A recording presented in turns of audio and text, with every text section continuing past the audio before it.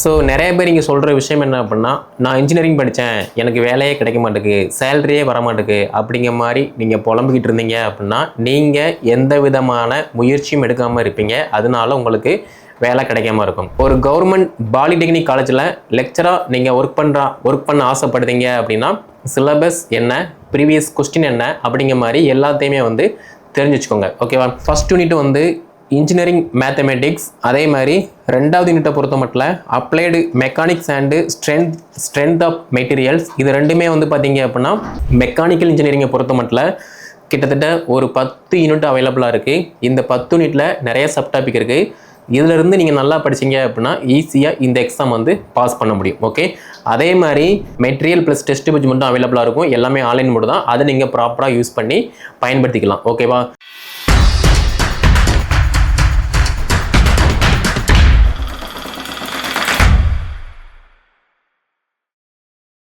நான் mechanical engineering படித்தேன், எனக்கு வேலை இல்லை, கவர்மெண்ட் வேலையும் கிடைக்க மாட்டேங்குது, ப்ரைவேட் வேலையும் கிடைக்க மாட்டேங்குது அப்படின்னு சொல்லி புலம்பிகிட்டு இருக்கீங்க அப்படின்னா, உங்களுக்கு டிஆர்பி நடத்தக்கூடிய அதுவும் கவர்மெண்ட் பாலிடெக்னிக் காலேஜில் ஒரு லெக்சராக பணிபுரிய வாய்ப்பு வந்து கிடைக்கும். நீங்கள் பயன்படுத்திக்கோங்க. ஓகே, ஸோ நிறைய பேர் இங்கே சொல்கிற விஷயம் என்ன அப்படின்னா, நான் இன்ஜினியரிங் படித்தேன், எனக்கு வேலையே கிடைக்க மாட்டேங்குது, சேலரியே வர மாட்டேங்குது அப்படிங்கிற மாதிரி நீங்கள் புலம்பிக்கிட்டு இருந்தீங்க அப்படின்னா, நீங்கள் எந்த விதமான முயற்சியும் எடுக்காமல் இருப்பீங்க. அதனால உங்களுக்கு வேலை கிடைக்காம இருக்கும். கவர்மெண்ட் ஜாப்பை பொறுத்த மட்டும் state government and central government. இப்போ சென்ட்ரல் கவர்மெண்ட்டை பொறுத்த மட்டும் யூபிஎஸ்சி, எஸ்எஸ்சி, ஆர்ஆர்பி, இதே மாதிரி இன்னும் ஒரு சில டிபார்ட்மெண்ட்டு போர்டு வந்து இன்ஜினியரிங் ஃபீல்டுக்கு எக்ஸாம் காண்டக்ட் பண்ணுறாங்க. அதை நீங்கள் ப்ராப்பராக யூஸ் பண்ணுறீங்க அப்படின்னா நீங்களுமே ஒரு சென்ட்ரல் கவர்மெண்ட் சைடில் இன்ஜினியரிங் ஃபீல்டில் நீங்கள் பண்ணியில் அமரலாம். அதே மாதிரி ஸ்டேட் கவர்மெண்ட்டை பொறுத்த மட்டும் டிஎன்பிசி, அதே மாதிரி டிஆர்பி, இந்த 2 போர்டுமே mechanical, civil, electrical, ECE, computer engineering, இந்த மாதிரி எல்லாத்துக்குமே வந்து போட்டித் தேர்வு வந்து நடத்துகிறாங்க. அதை யாரெல்லாம் ப்ராப்பராக யூஸ் பண்ணுறாங்களோ அவங்க எல்லாருமே கவர்மெண்ட் இன்ஜினியராக ஒர்க் பண்ணிகிட்டு இருக்காங்க. அப்போ டிஆர்பி நடத்தக்கூடிய பாலிடெக்னிக் காலேஜில் லெக்சராக நீங்கள் ஒர்க் பண்ண போகிறீங்க, ஆசை இருக்குது அப்படின்னா, டிஆர்பியில் கவர்மெண்ட் பாலிடெக்னிக் காலேஜில் ECE, mechanical, triple E, computer engineering, இன்னும் ஒரு சில டிபார்ட்மெண்ட் வந்து அவைலபிளாக இருக்குது. நீங்கள் அதை பயன்படுத்திக்கலாம். ஓகே, ஸோ இந்த வீடியோ தொகுப்பில் மெக்கானிக்கல் நீங்கள் படிச்சிருக்கீங்க, நான் வந்து மெக்கானிக்கல் இன்ஜினியரிங் அப்படின்னா நீங்கள் இந்த வாய்ப்பை பயன்படுத்தி ஃபுல்லாகவே வந்து படிச்சுக்கலாம். சேம் டைம் ஒரு கவர்மெண்ட் பாலிடெக்னிக் காலேஜில் லெக்சராக நீங்கள் ஒர்க் பண்ண ஆசைப்படுறீங்க அப்படின்னா சிலபஸ் என்ன, ப்ரீவியஸ் கொஸ்டின் என்ன அப்படிங்கிற மாதிரி எல்லாத்தையுமே வந்து தெரிஞ்சு வச்சுக்கோங்க. ஓகேவா? ஸோ சிலபஸை பொறுத்த மட்டும் நீங்கள் படித்தது தான் வந்து கேட்க போகிறாங்க. ஃபஸ்ட் யூனிட் வந்து இன்ஜினியரிங் மேத்தமெட்டிக்ஸ், அதே மாதிரி ரெண்டாவது யூனிட்டை பொறுத்த மட்டும் applied mechanics and strength of materials. இது ரெண்டுமே வந்து பார்த்தீங்க அப்படின்னா நீங்கள் படிச்சிருப்பீங்க. அதே மாதிரி யூனிட் 3 பொறுத்த மட்டும் theory of machines and design, அதே மாதிரி யூனிட் 4 பொறுத்த மட்டும் fluid mechanics and hydraulic machinery, unit 5 பொறுத்த மட்டும் ஹீட் ட்ரான்ஸ்ஃபர், யூனிட் 6 பொறுத்த மட்டும் தெர்மோடைனமிக்ஸ், யூனிட் 7 பொறுத்த மட்டும் மேனுஃபேக்சரிங் இன்ஜினியரிங், யூனிட் 8 பொறுத்த மட்டும் machining and machine tool operation, unit 9 பொறுத்த மட்டும் production planning and control, unit 10 பொறுத்த மட்டும் ஆப்ரேஷன் ரிசார்ட்ஸ். ஸோ 10 யூனிட் அவைலபிளாக இருக்குது. இந்த 10 யூனிட்டில் இருந்துமே கொஸ்டின் கேட்பாங்க. நீங்கள் நல்லா படிச்சிருக்கீங்க அப்படின்னா ஈஸியாக இந்த எக்ஸாம் பாஸ் பண்ணி ஒரு கவர்மெண்ட் பாலிடெக்னிக் காலேஜில் லெக்சராக வந்து ஒர்க் பண்ணலாம். இப்போ நீங்கள் வந்து கேட்கலாம், எக்ஸாம் வந்து ஈஸியாக இருக்குமா கஷ்டமாக இருக்குமா அப்படிங்கிற மாதிரி. நீங்கள் பிஇ அண்ட் எம்இ நல்லா படிச்சிருக்கீங்க, நான் ப்ராப்பராக படிச்சிருக்கேன், நான் வந்து காலேஜ் கட்டடிக்கலை அப்படிங்கிற மாதிரி இருந்தீங்க அப்படின்னா இந்த எக்ஸாமை ஈஸியாக அப்ரோச் பண்ணுற மாதிரி இருக்கும். அதே மாதிரி நீங்கள் படித்ததுல இருந்தால் கொஸ்டின் கேட்க போகிறாங்களே தவிர புதுசாலாம் வந்து எங்கேயோ இருந்து கொஸ்டின் கேட்க மாட்டாங்க. நீங்கள் பிஇயில் வந்து படிச்சிருப்பீங்க, அந்த பிஇ சப்ஜெக்டில் என்னெல்லாம் படிச்சிங்களோ அதில் ஒரு சில சப்ஜெக்ட் வந்து இங்கே யூஸ் பண்ணுற மாதிரி இருக்கும். ஃபார் எக்ஸாம்பிள் இப்போ யூனிட் 1 வந்து இன்ஜினியரிங் மேத்தமெட்டிக்ஸ் இருக்குது. இதில் லினியர் அல்ஜிப்ரா, கால்குலஸ்னால் என்ன, டிஃபரன்ஷியல் ஈக்குவேஷன்னா என்ன, ப்ராபபிலிட்டி அண்ட் ஸ்டாட்டிக்ஸ்னால் என்ன, அதே மாதிரி நியூமரிக்கல் மெத்தட்ஸ்னால் என்ன, அப்புறம் ஒரு 5 டாபிக் இருக்குது. இந்த 5 டாப்பிக்கில் ஒரு சில சப்டாபிக் இருக்குது. இந்த சப்டாபிக்கில் இருந்து கொஸ்டின் கேட்பாங்க. அதை நீங்கள் நல்லா படிச்சிங்க அப்படின்னாலே ஈஸியாக இந்த எக்ஸாம் கிளியர் பண்ண முடியும். ஓகே, அதே மாதிரி ப்ரீவியஸ் சிலபஸ், அதாவது ப்ரீவியஸ் இயர் கொஸ்டினை வந்து பார்த்தீங்க அப்படின்னா அதுவுமே வந்து உங்களுக்கு நல்ல ஒரு ஐடியா கிடைக்கும். ஸோ டிஆர்பி வெப்சைட்டில் மெக்கானிக்கல் இன்ஜினியரிங்கான அந்த சிலபஸ் அவைலபிளாக இருக்குது. அதே மாதிரி ப்ரீவியஸ் இயர் கொஸ்டினுமே அவைலபிளாக இருக்குது. அதை நீங்கள் பார்க்குற பட்சத்தில் ஈஸியாக நீங்கள் இந்த எக்ஸாம் கிளியர் பண்ண முடியும். ஓகே, அதே மாதிரி சார் நான் இப்போ வரைக்குமே ஒரு ப்ரைவேட் கம்பெனியில் வேலை பார்த்துட்ருக்கேன், என்னால் இந்த எக்ஸாம் கிளியர் பண்ண முடியுமா அப்படின்னா கண்டிப்பாக முடியும். நீங்கள் வேலை பார்த்துக்கிட்டே படிக்கிற பட்சத்தில் நல்லா படிப்பீங்க.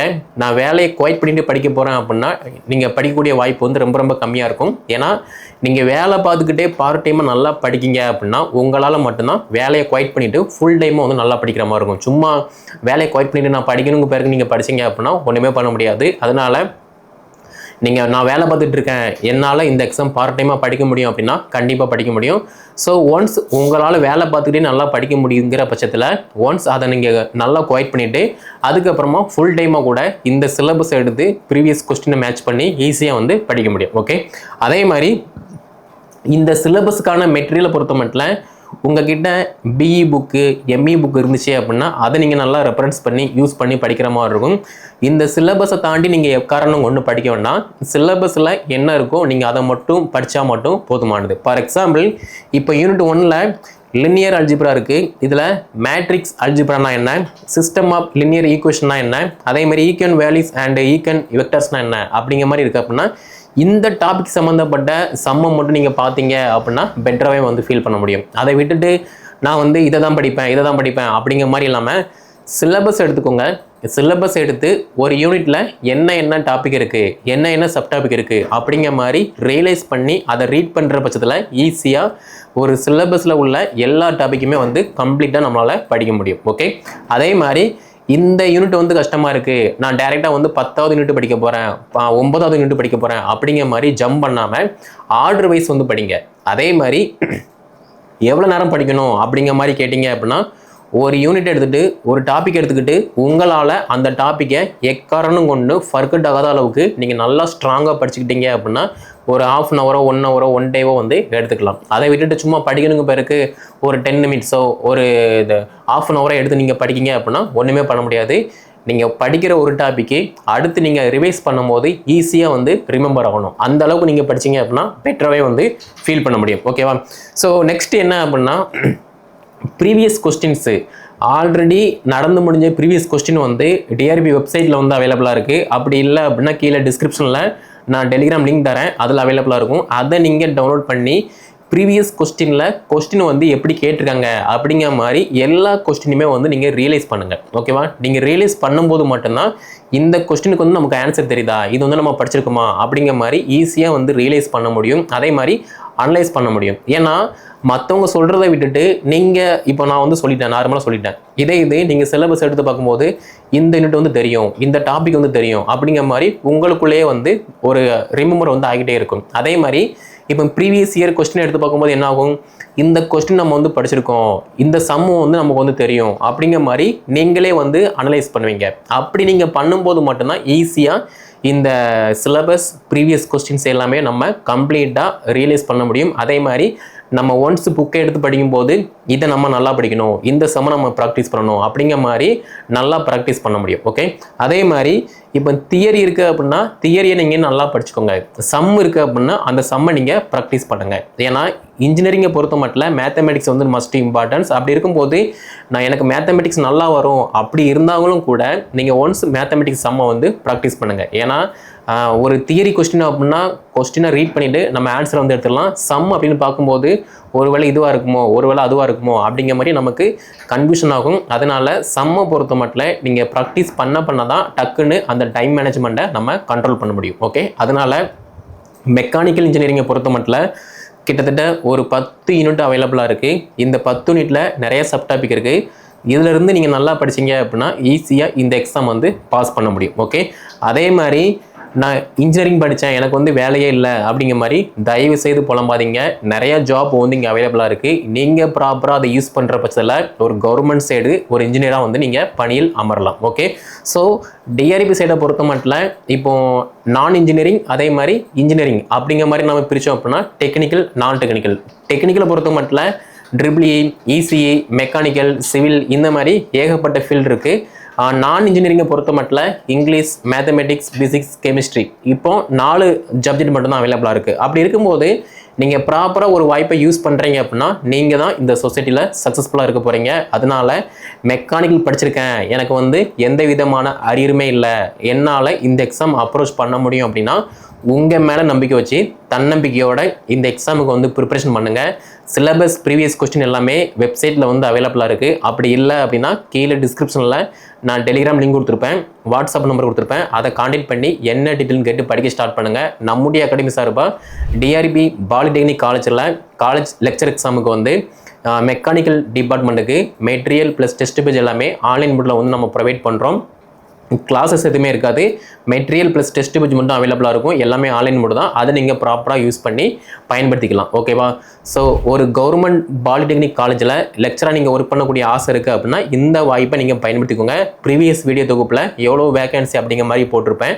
உங்களுக்கு தேவை ஒரே ஒரு வேகன்சி தான். அந்த ஒரு வேகன்சிக்கு நீங்கள் எவ்வளோ ப்ரிப்பரேஷன் பண்ணுறீங்களோ அதை பொறுத்து அது உங்களுக்கு வெற்றி வாய்ப்பாக இருக்கும். ஓகே, ஸோ இந்த வீடியோ தொகுப்பை மெக்கானிக்கல் இன்ஜினியரிங் படிச்சுட்டு வீட்டில் இருக்கக்கூடிய இன்ஜினியரிங் ஸ்டூடெண்ட் எல்லாமே ஷேர் பண்ணுங்கள், அவங்களும் வந்து பயன்பெறட்டும்.